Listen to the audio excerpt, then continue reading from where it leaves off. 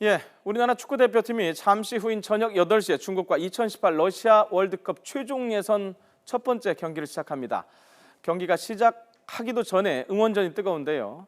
현장 나가 있는 취재기자 연결하겠습니다. 박광열 기자. 네, 상암 월드컵 경기장입니다. 자, 뿌리 깊은 공안증을 꺾기 위해서 수만 명의 중국 팬들이 지금 경기장을 찾았다고요?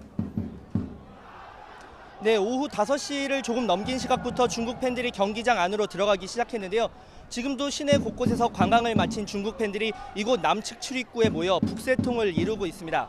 개인적으로는 가장 많은 중국인을 한 장소에서 보고 또 가장 많은 중국인과 이야기를 나눈 하루였습니다. 모두가 있을 때는 큰 목소리로 중국 필승을 외치면서 열띤 응원전을 펼쳤습니다. 마치 중국 홈 경기를 연상케 했는데요. 하지만 개인적으로 만난 중국 팬들은 참 따뜻했습니다. 중국 단둥에서 온 한 팬은 승패는 둘째고 양국의 우정이 더 중요하다고 말했고, 다른 팬들도 한국과 중국이 나란히 월드컵에 나갔으면 좋겠다는 뜻을 거듭 밝혔습니다. 전반적인 중국 팬들의 표정이 아주 밝았는데요. 중국 대표팀이 힘들게 최종 예선에 진출해서인지 이 과정을 하나의 축제로 즐기는 모습이었습니다. 또 한국과의 역대 전적에서 1승 12무 17패로 밀린다는 것보다는 1승을 지금 중국 사령탑을 맡은 가오 홍보 감독이 이뤘다는 점에 기대를 거는 모습이었습니다. 예, 영상을 보니까 정말 응원전이 뜨겁네요. 응원은 그렇고요. 이번 경기의 관전 포인트 어떤 부분이 있을까요? 중국이 정말 이번 월드컵에 사활을 걸고 있습니다. 매경기 승리 보너스로 5억 원 지급을 약속을 했고요. 또 만약 최종 예선을 뚫고 월드컵에 진출을 한다면 100억 원의 보너스까지 약속을 했습니다. 합숙 훈련도 20여일이나 진행을 했고 이번 경기를 위해 리그 일정까지 늦췄을 정도입니다. 이렇게 지원을 아끼지 않는 이유, 바로 대한민국을 넘지 못하면 본선 진출이 어렵다고 봤기 때문인데요.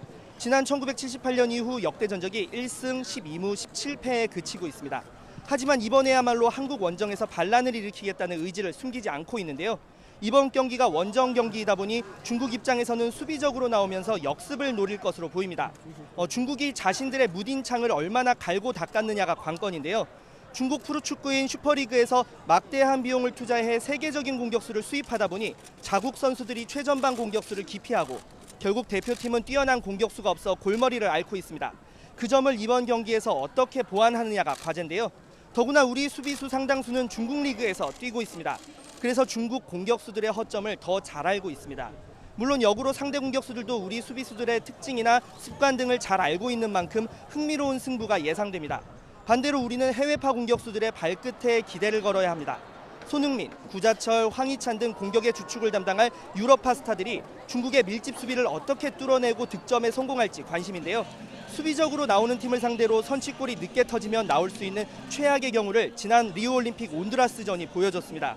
첫 골이 늦게 터진다면 생과계로 고전할 수 있는 만큼 우리 공격수들의 분발을 기대해봅니다. 지금까지 상암 월드컵 경기장에서 YTN 박광열입니다.